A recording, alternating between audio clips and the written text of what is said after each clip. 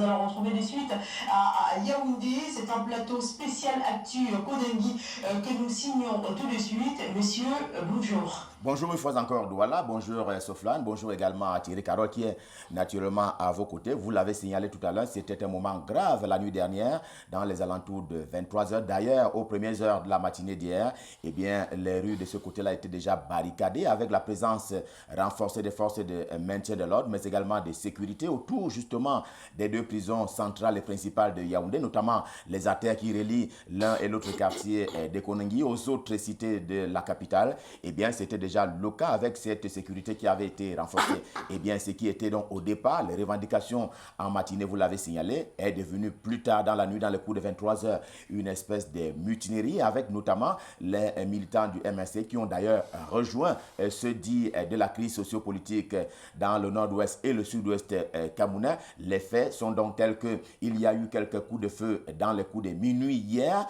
du côté de la prison centrale de Yaoundé, des coups de feu qui tendaient justement à dissuader d'ailleurs ces manifestants qui portaient ainsi un certain nombre de revendications, notamment sur la durée de leur détention à cette prison-là, sans avoir jamais été appelés au niveau du tribunal. Question d'apporter des éléments de réponse par rapport aux faits qui leur sont reprochés. Voilà donc la situation grosso modo présentée qui s'est donc produite dans la nuit d'hier à la prison centrale de Yaoundé. Et justement, il y a un certain nombre d'acteurs qui sont d'ailleurs sortis de leur ornière. Il y avait Bibixi Mancho ou même Mamadou Mota, l'un étant de la crise anglophone et l'autre étant justement du MRC. Il y a donc eu ces mouvements. C'était donc un mouvement grave sur lequel il faut revenir. Et je reviens là-dessus ce matin en compagnie, vous l'avez signalé, de David Eboutou. David Eboutou qui est donc avec nous sur ce plateau ce matin, plateau spécial comme on l'a indiqué. David Eboutou, bonjour.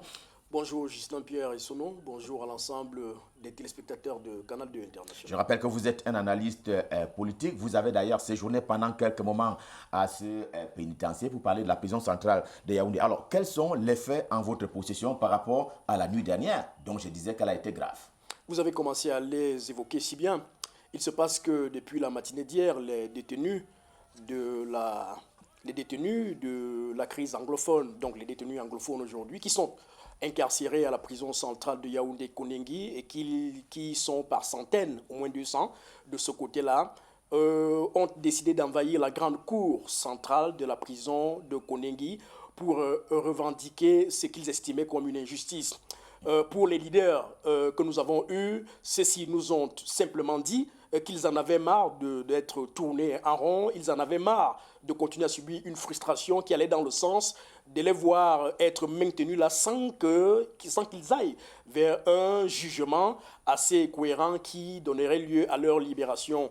Et maintenant, ils avaient remarqué, en parlant de frustration, que certains militants, en parlant des militants du MRC, qui sont là depuis quelque temps et qui dont on reproche parfois quelques faits un peu similaires, tout aussi graves que les leurs, sont arrivés, les y ont trouvés, mais aujourd'hui se retrouvent en liberté par vagues alors que leur cas semble oublié. Ils se sont donc passé le mot et promptement se sont retrouvés au niveau de la prison, au niveau de la grande cour de la prison centrale de Yaoundé pour dire leur ras-le-bol. Et donc, ceci s'est passé avec des tambours, avec des couvercles de marmite, avec des chants. Ils arboraient des couleurs de l'Amazonie que vous connaissez très bien et ils criaient à tue-tête et Téchira. Et donc, le régisseur de la prison centrale, qui vient d'ailleurs de prendre ses fonctions, M. Amadou Madi, est allé vers eux et a essayé de discuter avec eux. Et celui-ci a été presque rabroué, chassé, parce que ces derniers, disait-il, voulaient avoir comme principal interlocuteur soit le ministre de la Justice ou alors un émissaire venu tout droit de la présidence de la République. Il se passe donc de fil en aiguille, cela a évolué vers une rixe, vers une véritable escalade. Et donc, en début de soirée, on a assisté, ces groupes-là ont été rejoints, le groupe anglophone notamment a été rejoint par les sympathisants et militants du MRC, par la suite par les autres détenus, qui sont de ce côté, notamment ceux qui se retrouvent dans les quartiers 8 et 9 qu'on appelle là-bas Kosovo, et cela a gonflé l'effet de masse qui a donc abouti à des violences dont vous voyez certainement en image. Les conséquences aujourd'hui sont très graves, beaucoup plus des conséquences au plan infrastructurel et matériel. C'est vrai qu'au plan humain, on a aujourd'hui 2 blessés graves, notamment l'ancien Premier ministre Enoni Efrem, qui a reçu un coup d'une arme blanche au niveau de la tête et qui se retrouve dans un centre médical à l'heure où je vous parle. L'ancien ministre de la Santé, Urbain Olanguena-Wono, qui également a reçu un coup d'une arme blanche au niveau de la tête et qui se retrouve dans un centre médical à l'heure où je vous parle, et quelques blessés légers du côté du quartier du Kosovo. Maintenant, au plan infrastructurel et matériel, il y a beaucoup de dégâts. De ce côté-là, on a la bibliothèque de la prison centrale qui est totalement incendiée. Il n'y a plus aucun livre de ce côté-là. Il y a là-bas la salle des machines, la salle informatique qui sert de logistique pour les détenus qui doivent préparer leur mémoire de défense, leur plaidoirie, qui n'existe plus. Toutes les machines sont parties en fumée. Il y a là-bas la salle des machines, la salle de couture, qui aide de salle de logistique pour préparer un certain nombre de détenus mineurs à la réinsertion, qui n'existe plus. Toutes les machines sont parties en fumée. Il y a là-bas le bureau du surveillant général qui tient lieu de chef de bureau de la discipline, qui est parti en fumée. Il y a là-bas des portails qui font lieu de murs de séparantes avec d'autres quartiers, à l'instar du grand portail du quartier 3, qui est l'un des quartiers populaires de ce côté-là, qui est parti en fumée. Donc, beaucoup de dégâts matériels aujourd'hui qui sont comptés ou comptabilisés du côté de la prison centrale. Vous parlez là des conséquences nées justement de ce soulèvement à la prison centrale de Yaoundé hier. Alors, vous êtes là au niveau des conséquences, mais je voudrais qu'on revienne aux avant-postes. Est-ce que les autorités administratives sont intervenues? Le préfet est arrivé sur les lieux pour calmer. Est-ce que vous avez également les informations selon lesquelles il y a effectivement eu cette participation de l'autorité administrative pour que tout le monde revienne à l'ordre? En effet, mais le discours de monsieur le préfet qui est descendu sur les lieux hier n'a pas été suivi parce qu'on a bien vu que les leaders, notamment de cette rixe-là, les leaders de la crise anglophone, vous les avez nommés tantôt, quelques-uns qu'on a vu en image, que ce soit Mancho BBC, Général Ngalim, Penterens ou Konradsi, la plupart là-bas étaient véritablement déterminés à aller jusqu'au bout de l'action qu'ils ont entreprise hier, simplement parce que, effectivement, certains d'entre eux ont entrepris depuis quelque temps un certain nombre d'actions allant dans le sens, effectivement, d'embrayer sur des mécanismes de paix. Il vous souvient qu'il y a quelques jours, il y a une lettre qui a circulé, une lettre manuscrite et rédigée par un certain nombre de détenus anglophones sous la coupole des leaders Mancho BBC et du général Ngalim qui demandaient, qui priaient leur population du côté du nord-ouest et du sud-ouest que celle-ci rentre. Une information relativement au cas Jean-Marie Tangana Mbara du nom de l'ancien ministre secrétaire général de la présidence de la République? Alors oui, bien entendu, il se passe que l'ancien ministre d'État, secrétaire général de la présidence de la République, M. Jean-Marie Tangana Mbara, est celui, parce qu'il jouit quand même d'une forte sympathie, d'un capital sympathie assez fort du côté de la prison centrale de Konengi, c'est lui qui a accueilli en premier l'ancien Premier ministre Inoni Efrem et l'ancien ministre de la Santé, Urbain Olanguena-Wono, qui saignait de la tête dans son local. Et c'est lui qui leur a apporté les premiers soins avant que, effectivement, ceci ne soit conduit dans un centre médical. Alors, David Eboutou, je voudrais qu'on revienne peut-être aux avant-postes en amont de ce. Est-ce qu'aujourd'hui, on peut indexer les lenteurs judiciaires? L'on sait que sur 100% des personnes détenues dans nos prisons, il y a à peu près la moitié seulement qui a déjà été appelée au moins une fois devant le tribunal pour pouvoir s'expliquer par rapport au fait qu'ils lui sont reprochés. Est-ce qu'aujourd'hui, on peut pointer un doigt accusateur sur les lenteurs judiciaires? Alors, avant de répondre directement à votre question, je voudrais quand même revenir sur un autre cas grave. Il se passe que hier, pendant les RICS, il y a un groupe des métiers qui s'est mis à rechercher l'ancien ministre de la Défense, le ministre Mbengo, et celui-ci, on ne sait pourquoi, ces métiers-là voulaient et appelaient à son lynchage. Il y a notamment un groupe de condamnés à mort sous la direction d'un certain Dageux, Serge Durand, de ce côté-là, vous pouvez vérifier l'information, qui a pris sur lui de protéger la vie de ce monsieur-là, de l'ancien ministre de la Défense aujourd'hui, qui ne doit sa vie à la prison centrale de Konengi hier que grâce à ce monsieur Dageux qui est condamné à mort. Moralité, il faudrait porter un certain type de comportement partout où on se trouve, parce que c'est ce comportement-là qui peut vous rattraper et qui peut justement vous aider dans des situations compliquées comme celles qu'ils ont vécues hier. Alors, pour embrayer maintenant sur la question de lenteur judiciaire. Sur votre question de lenteur judiciaire, effectivement, il se passe que cela fait partie aujourd'hui des systèmes de vicissitudes que nous dénonçons aujourd'hui qui font partie de cette gouvernance répressive qui n'encourage pas toujours une certaine paix que nous voulons au Cameroun aujourd'hui. Effectivement, il y a un certain nombre de choses que nous dénonçons et que nous reprochons à la justice camerounaise aujourd'hui qui entretient un certain nombre de lourdeurs qui font qu'il n'est pas toujours possible pour quelqu'un qui rentre en détention préventive de savoir qu'au bout de 6 mois, au bout de 12 mois, il aura un jugement efficient et qu'il pourrait retrouver la liberté. Quelques chiffres tenez. Vous savez, la prison centrale de Konengi a été conçue dans les années 68 pour accueillir 800 détenus. Aujourd'hui, elle en est à près de 5000. Et sur les 5000, tenez-vous tranquille, 80% ils sont encore sous mandat de détention préventive.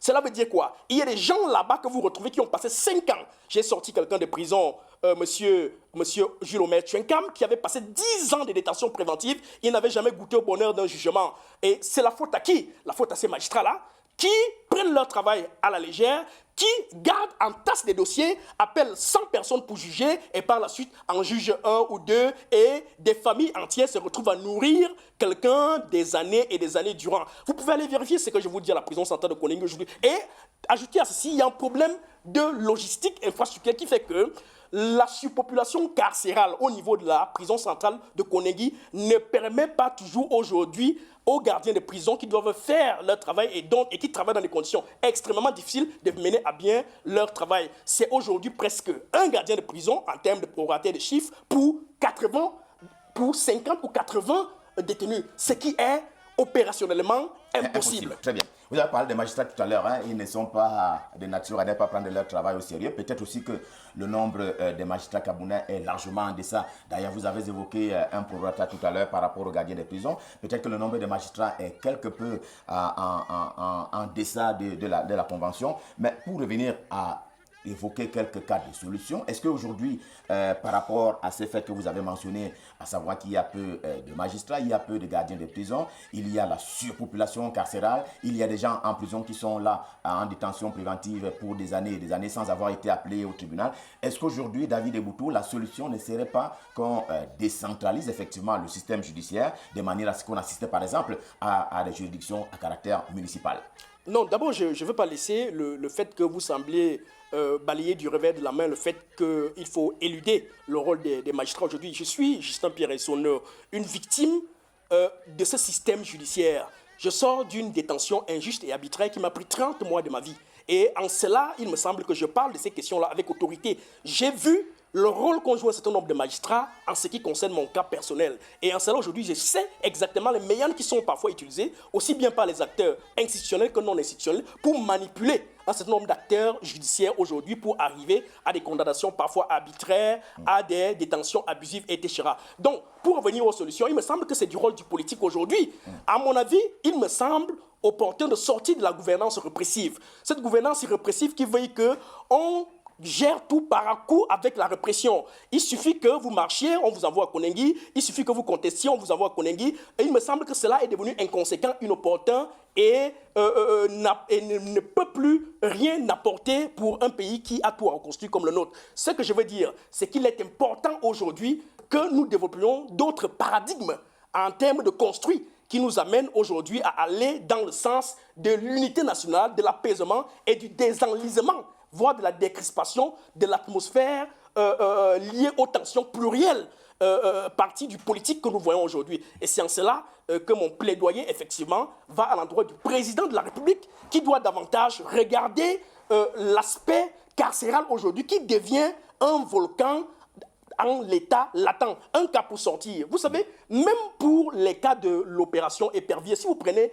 le cas de quelqu'un dont vous parliez tout à l'heure, l'ancien ministre d'État, Jean-Marie Atangana Mbara, on vous dira que voilà quelqu'un qui a été libéré en 2012 et qui se retrouve toujours à la prison centrale de Yaoundé. Il y a des cas comme ça aujourd'hui qu'on doit ressusciter, exhumer, pour voir ce qui ne va pas avec le système judiciaire et le performer, l'améliorer pour le bien de tous les Camerounais, parce que la justice est au cœur de tous les équilibres et de toutes nos passions. Merci infiniment, David Eboutou, qui est l'analyste, qui a d'ailleurs séjourné pendant quelques temps dans ce pénitencier pour parler de la prison centrale de Yaoundé. C'était justement un pavé dans la main que nous avons jeté à la suite de ces événements de la nuit dernière à la prison centrale de Yaoundé. Je rappelle que ce matin, c'est un calme précaire qui prévaut et que tout le monde, on l'espère, va donc revenir à de meilleurs sentiments. C'était un décrochage spécial à l'occasion de cet événement spécial à la prison principale, que dis-je, la prison centrale de Yaoundé.